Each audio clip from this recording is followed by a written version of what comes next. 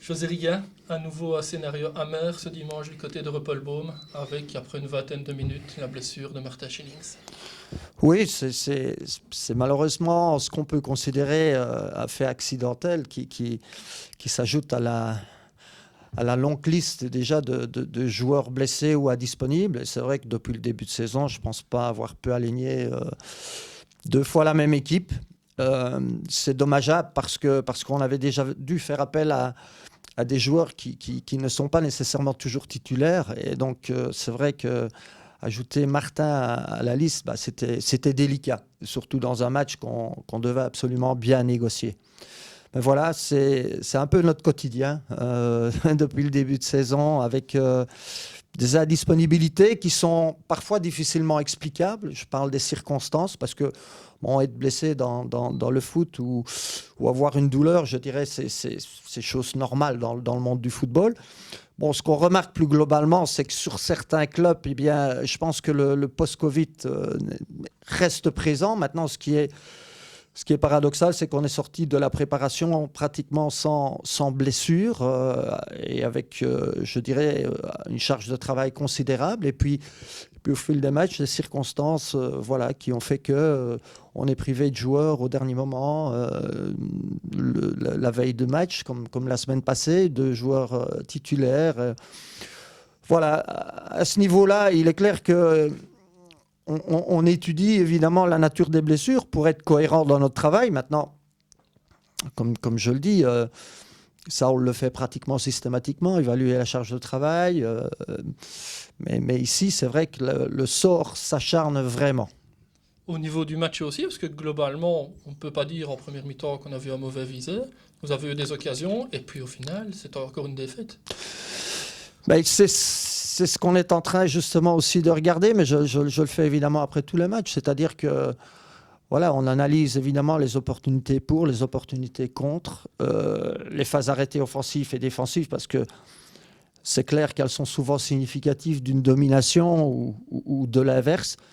On regarde aussi statistiquement, on note tous les duels gagnés et perdus. Et le sentiment est qu'au final, oui, ça ne se traduit pas dans les chiffres. C'est ce qui est préoccupant, bien entendu. Je pense que si on avait su asseoir notre supériorité sur les 6 premiers matchs, je vais dire, globalement, les 5-6 premiers matchs, on aurait évidemment un autre bilan chiffré. Et c'est un peu ça, le paradoxe. Au jour d'aujourd'hui, je pense qu'on a eu des séquences dans le jeu qui étaient vraiment appréciables. On s'est créé des opportunités, mais vous savez, quand vous ne finissez pas les actions et que vous ne savez pas profiter de vos temps forts, le doute commence à s'installer et on sait, à l'inverse, qu'on n'a pas été servi non plus au niveau des circonstances dans lesquelles on prend en général les buts. Voilà, il y a eu des petites erreurs individuelles, il y a eu forcément, comme le dernier match contre l'Olympique, des circonstances inhabituelles.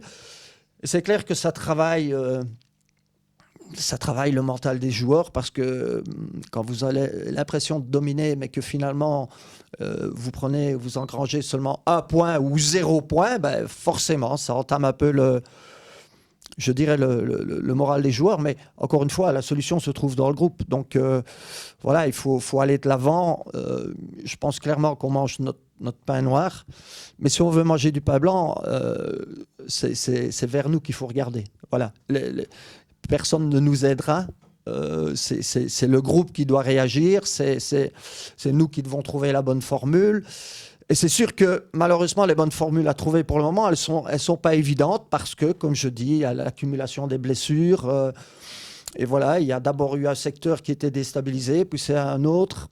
Mais quoi qu'il en soit, il faut faire le gros dos et retrouver, je dirais, les résultats, parce que c'est vraiment ça qui manque. Certains ont fêté leur première titularisation dimanche. Mercredi, si je ne m'abuse, vous avez un match amical. Le but est de donner du temps de jeu à ces derniers. Oui, le principe général, c'était de toute façon, à travers les matchs amicaux, c'était de donner évidemment du temps de jeu à ceux qui n'en avaient pas. Et donc, voilà, on va repartir du même principe cette fois-ci, sachant que malheureusement Martin s'ajoute à la liste. Mais bon, voilà, on aura peut-être l'opportunité de donner un peu de temps de jeu à Moussa. Moussa Gueye, qui nous manque aussi terriblement.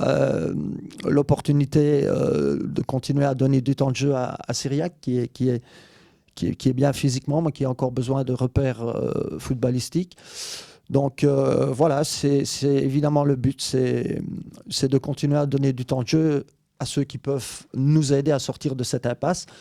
Et c'est ce qu'on a fait la semaine passée, et c'est tombé à point nommé, puisque Idi a dû remplacer, et très bien d'ailleurs, Martin au cours du match. Bon, Idi, il est spécial, lui. Il est au-dessus des blessures, au-dessus des contrariétés. Quand on fait appel à lui, il est présent. Donc c'est bien. Et je pense que les 45 minutes de Guillaume lui avaient aussi fait du bien, même si sa rentrée a été précipitée par les absences des autres joueurs. Mais bon, voilà. Il a fait son match. Les bons côtés, c'est qu'il a 90 minutes dans les jambes. Voilà, il faut essayer de tirer le positif de tout ça.